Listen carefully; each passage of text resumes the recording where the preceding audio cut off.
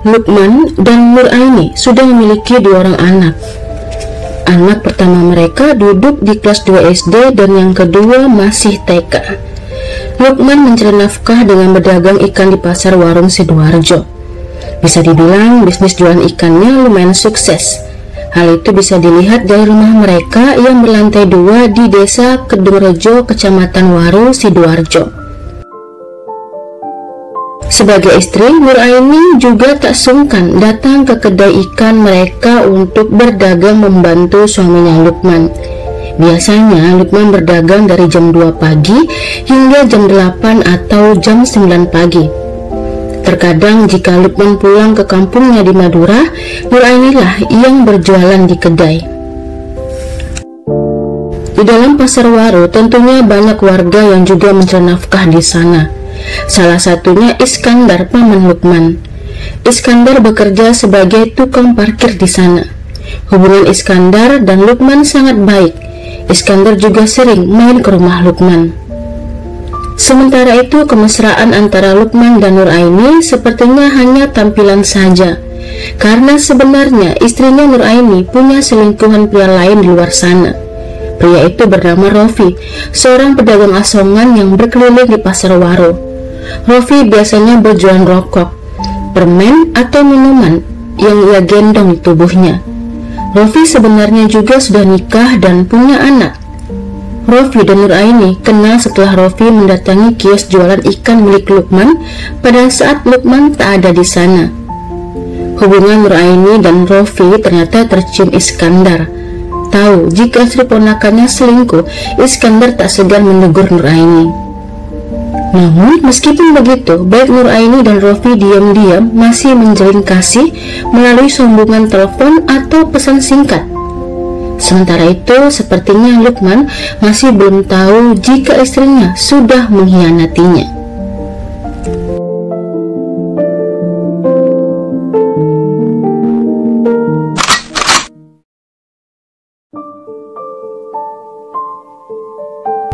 Di minggu terakhir di bulan Juni 2019, Luqman mendapat kabar jika keluarganya di Madura ada yang meninggal. Luqman lantas mengajak Nur Aini untuk pulang bersamanya ke Madura. Tapi istrinya itu menolaknya, lantaran alasan anak-anaknya tidak ada yang menjaga. Luqman kemudian meminta Nur Aini ikut saja, soal anak-anak biarkan saja, pembantu mereka yang jagain. Namun Nur Aini tetap tidak mau ikut, maka pergilah Luqman sendirian pagi itu. Keputusan Nur Aini untuk tidak ikut sebenarnya bukan soal anak mereka, karena memang sehari-harinya Luqman sudah menggaji pembantu untuk mengurus rumah mereka dan anak-anak mereka. Nur Aini sebenarnya sedang menahan rindu dengan selingkuhannya yang tak lain Rofi.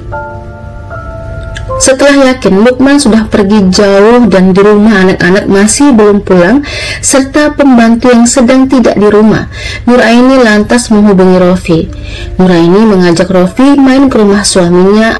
Siang hari, Rofi pun datang.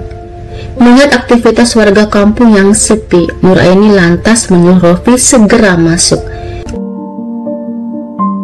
Sekitaran jam 3 sorean, Nur Aini dan Rofi hendak beristirahat. Namun keduanya masih berada di kamar atas. Keduanya ternyata masih ingin menghabiskan waktu bersama. Sementara itu Iskandar ternyata bersama Sahid, kerabatnya, naik sepeda motor datang ke rumah Luqman. Sesampainya di teras rumah, Iskandar sempat kaget lantaran rumah tak dikunci. Maka masuklah Iskandar ke dalam. Karena tidak ada yang menjawab salamnya, Iskandar pun naik ke lantai atas. Iskandar sempat berteriak-teriak. Kedua manusia itu pun sempat kaget. Dan tanpa babi bu, Iskandar dan Sahid menyerang kedua manusia itu dengan sajam yang tadi. Maka robohlah kedua manusia itu di kamar Luqman.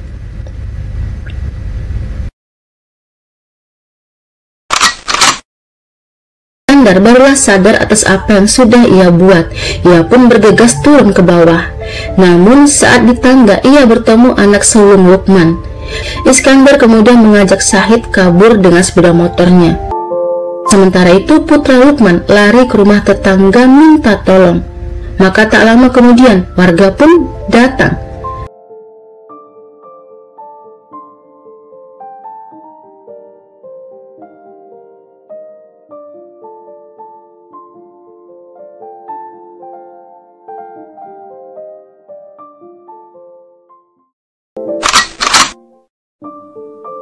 Sadar jika sudah berbuat salah, Iskandar pulang ke rumah.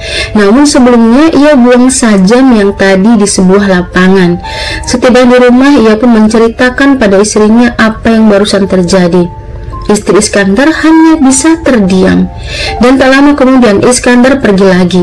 Ia mengajak Syahid untuk mengantarkannya kabur ke Madura.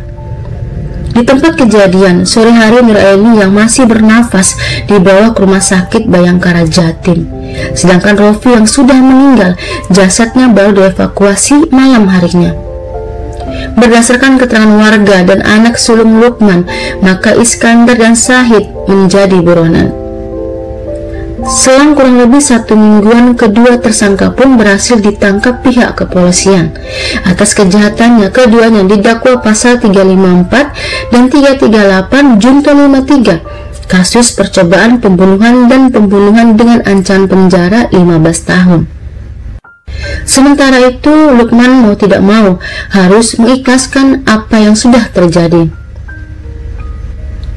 Tak banyak yang bisa ia perbuat, terlebih setelah istrinya akhirnya meninggal di rumah sakit.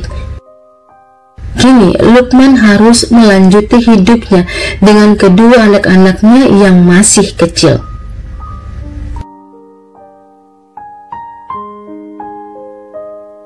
Hai semuanya, saya Yuni Rusli. Tentunya saya mengharapkan dukungannya agar channel ini bisa lebih berkembang. Karenanya saya menunggu kritik dan sarannya. Kalau begitu, sampai di sini dulu kisah dan cerita kali ini. Terima kasih sudah menonton. Sampai ketemu di kisah dan cerita lainnya.